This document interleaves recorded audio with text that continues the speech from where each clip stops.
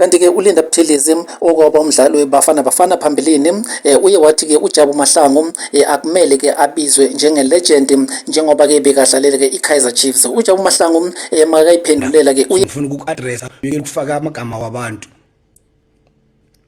unnecessary because now you're not a legend of the game. Uyinkomo yama-red card, you were dirty. Bengakhona ukukubukela futhi mina vele anyway because you were dirty. Noma uliphethe ibhola uphasa ama-opponent awazi nje ukuthi wenzeni ngebhola bowuncedwa nje kubafana abafana ngoba bodlala nabodokotela naboshuti but uyinkomo.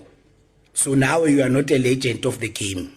Bengifuna ukuyi-address leyo nto because I feel ukuthi lo muntu ufaka baningi lapha namachita bewadlalele i-Chiefs and mina angikaze mina ukuthi ngi-legend i-Chiefs. I've just played for Chiefs ngibe inkinga zami nami as any other human being emhlabeni but angeke ngizovumela ukudelelwa wena Linda.